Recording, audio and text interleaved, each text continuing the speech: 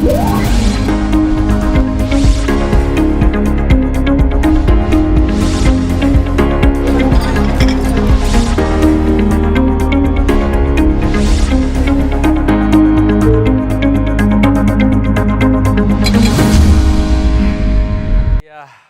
itu makanan-makanan yang katanya nih bisa memicu radang usus. Tadi ada steak ya, kemudian ada cepat saji, makanan pedas. Nah, kalau Dita sukanya apa nih? Nah itu dia, makanan pedes ini nih yang jadi masalah buat saya nih dok. Apakah itu benar?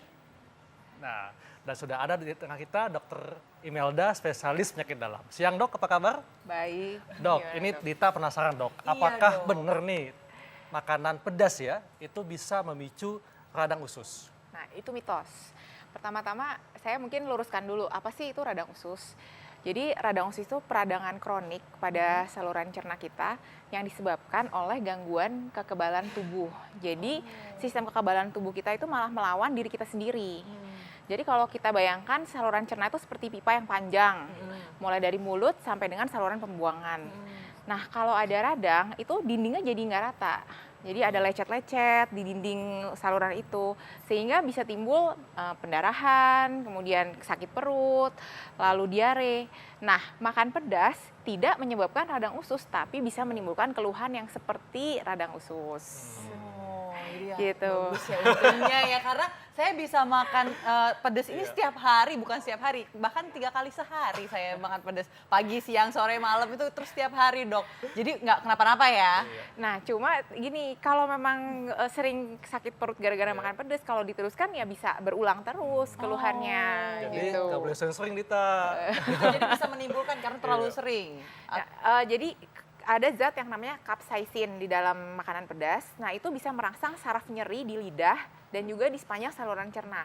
Jadi sepanjang makanan itu ada di dalam usus kita, maka dia akan menimbulkan perasaan nyeri atau mulas gitu, sampai dengan dia bisa dikeluarkan lewat pembuangan. Jadi kalau gitu radang usus ini dia penyebab pastinya belum diketahui ya, Belum. tapi berkaitan dengan sistem kekebalan tubuh, imunitas. Betul. Iya. Dok, kalau fakta atau mitos selanjutnya nih ya, biji cabai atau biji jambu itu dapat menyebabkan radang usus. Nah, kalau saya dengar, saya kira-kira itu fakta atau mitos nih dok?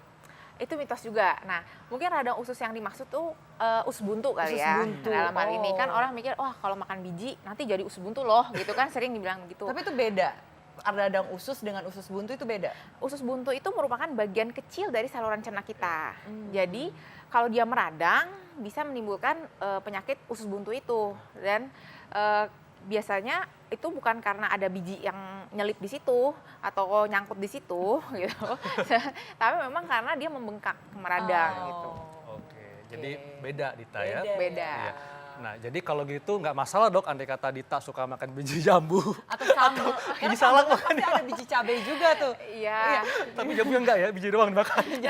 Tapi hati-hati loh, nggak semua biji. Misalnya biji semangka itu kan lebih gede ya. Masa mau jelas-jelas ada biji terus kemakan gitu kan? Jangan. Iya, oke.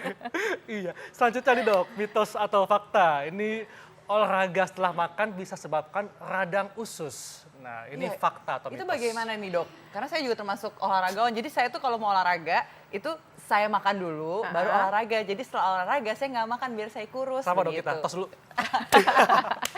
Oke, itu mitos juga. Jadi kenapa kita memang nggak dianjurkan tuh untuk langsung olahraga setelah makan? Karena kalau kita makan, tubuh kita kan membutuhkan oksigen untuk mencerna makanan.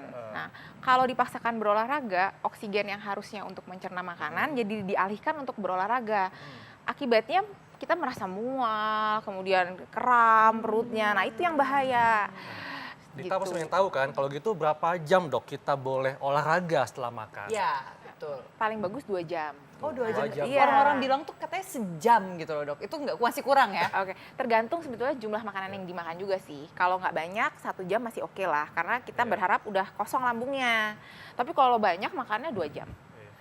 Dok, nih saya akan nanya dok ya, ini mewakili pertanyaan semua anak kos di Indonesia. Iya betul. Pertanyaannya adalah, fakta atau mitos nih, kalau sering makan mie instan bisa sebabkan radang usus? Nah, itu. Kalau saya jawab enggak, itu mitos, jangan berarti terus semuanya dimakan mie instan semua loh ya. Enggak loh. Jadi itu memang mitos. Mitos ya? Kan tadi penyebab radang usus kembali lagi kan belum diketahui sebetulnya. Nah, mie instan memang tidak sehat tapi tidak menyebabkan radang usus. Tapi mie instan itu kan banyak mengandung garam, kemudian pengawet, MSG. Nah, itu kan bisa buat darah tinggi, ya kan, merangsang lambung juga. Mungkin yang punya mah jadi mahnya kambuh gitu. Nah dok, kalau itu kan saya tuh waktu zamannya kuliah nih ya, namanya anak kos ya kuliah gitu. Karena kan uang sakunya tuh dikit, terus makannya kerjaannya makan mie instan. Terus itu tetap mitos juga nih, kalau terlalu sering, aman tetap? Nah itu untuk amannya itu bukan jadi aman ke lambung memang nggak aman ke lambung karena bisa menyebabkan ya tadi mah dan sebagainya.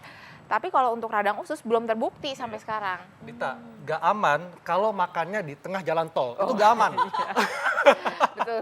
Ya itu nggak aman sih. Kalau bisa jalan tol pun juga nggak aman ya. Iya. Radang usus biasanya memang menyerang di usia muda, tapi bukan dari anak-anak sih biasanya. Remaja atau dewasa muda, mungkin sekitar di bawah 30 tahun lah biasanya. Jadi itu kayak penyakit yang kayak kambuh-kambuh terus atau seperti apa nih dok? Ya betul, penyakit radang usus tidak bisa disembuhkan, tapi bisa dikontrol, dikendalikan. Dan memang sewaktu-waktu bisa kambuh gitu. Sebenarnya kayak kalau radang usus sendiri itu penyebabnya apa dok? Sampai sekarang belum diketahui. Belum tahu. Tapi ada pengaruh juga dari genetik. Turunan. Oh dari turunan. Nah, ini pasti Dita juga ingin tahu nih dia, sebetulnya dok gejala radang usus ini apa nih? Apakah diare, sembelit, mual, muntah, kram perut? Nah, apa dok gejalanya nih? Paling sering apa nih dok?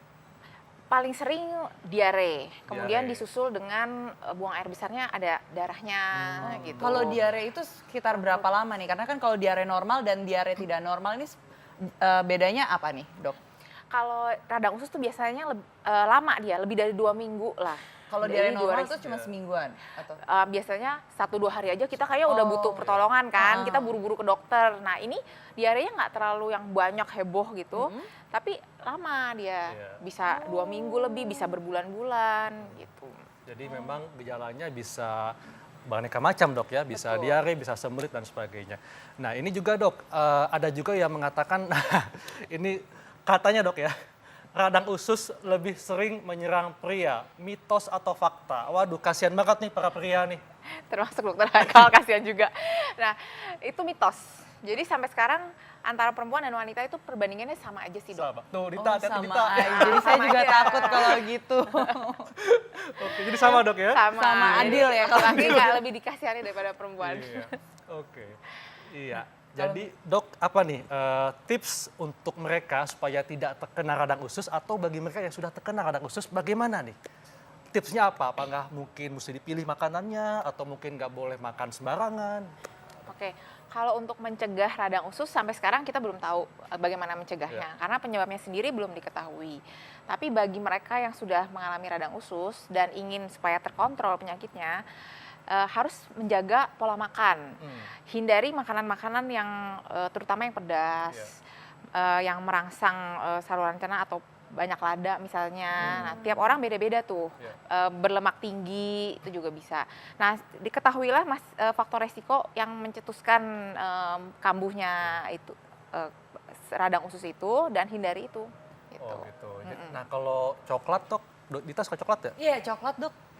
Coklat untuk radang usus enggak terlalu, dia ada beberapa kasus yang bisa mencetuskan serangan, tapi mayoritas sih enggak apa-apa. Ya. Dan kalau untuk yang penderita laktosa itu juga jangan ya? Jadi yang tidak bisa mencerna laktosa, tidak bisa konsumsi susu dok. Oke, nah itu 2 hal yang berbeda tuh antara radang usus dengan yang tidak mencerna laktosa.